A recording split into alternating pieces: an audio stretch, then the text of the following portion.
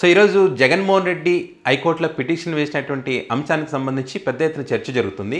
ముఖ్యంగా ఒక interesting topic ఏంటంటే జగన్మోహన్ రెడ్డిని అభిమానించేటువంటి అభిమానులు ఎవరైతే ఉన్నారో ఆ అభిమానులు ఒక్కొక్కసారి వాళ్ళు చూపించేటువంటి ప్రేమ కానీ అవి కానీ నిజంగా ఆశ్చర్యం వేస్తుంది. ఇలాంటి ప్రేమ అభిమానాలు ఉన్నటువంటి జగన్మోహన్ రెడ్డి మొన్నటి ఎన్నికల్లో ఎలా ఓడిపోయారనేటువంటి అనుమానం కూడా కలుగుతుంది.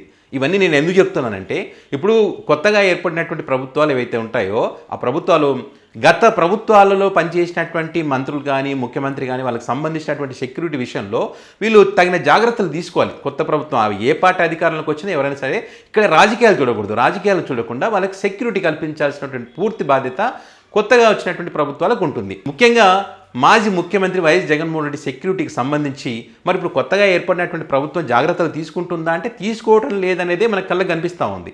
ఒకవేళ అదే రకమైనటువంటి జాగ్రత్తలు తీసుకుంటే కనుక వైఎస్ జగన్మోహన్ రెడ్డి ఏపీ హైకోర్టుకి ఎందుకు వెళ్తారు? ఏపీ హైకోర్టులో పిటిషన్ ఎందుకు ఇస్తారు? మరి వీళ్ళు తగిన జాగ్రత్తలు తీసుకోవడం లేదనే కదా.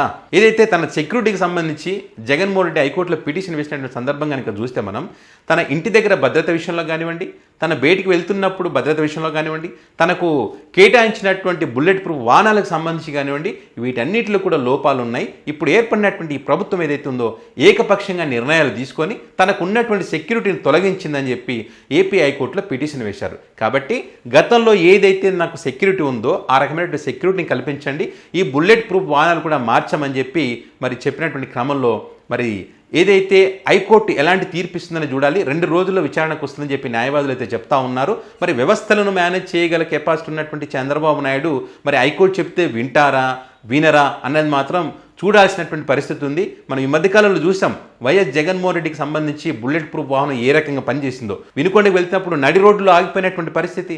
ఎక్కుదామని డోర్ తెరిస్తే రాదు, లోపల కూర్చొని దిగుదామంటే డోర్ తెరిస్తే రాదు, ఏసీ రాదు, వర్షం వస్తే నీళ్లు లోపల పడుతున్న పరిస్థితి.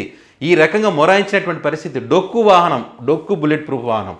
అలాంటి వెహికల్ ఒక మాజీ ముఖ్యమంత్రికి ఇచ్చినటువంటి ఘనత ఈ చంద్రబాబు నాయుడికే దక్కుతుంది.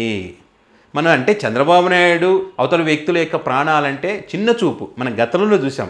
ఆయన ముఖ్యమంత్రిగా ఉన్నప్పుడే జగన్మోహన్ రెడ్డి ప్రతిపక్ష నేతగా ఉన్నప్పుడు వైజాగ్ ఎయిర్పోర్ట్లో జరిగినటువంటి ఘటన మీ అందరూ గుర్తుండే ఉంటుంది. దీనికి సంబంధించి ఎంత చీప్గా మాట్లాడి ఎంత చులకన చేసి మాట్లాడాడు. కోడికత్తి డ్రామా అన్నారు, ట్రోల్స్ చేశారు ఆయన మీద. కావాలని ఈ రకంగా చేసుకొని ఎన్నికల్లో లబ్ధి పొందడానికి ఈ రకంగా చేశారన్నారు. ఒక ముఖ్యమంత్రి స్థాయిలో ఉన్నటువంటి వ్యక్తి, అపర చాణికుడిగా పేరున్నటువంటి వ్యక్తి, 40 సంవత్సరాల ఎక్స్పీరియన్స్ ఉన్నటువంటి వ్యక్తి ఒక ముఖ్యమంత్రి స్థాయిలో మీరు ఆ రకంగా మాట్లాడొచ్చా?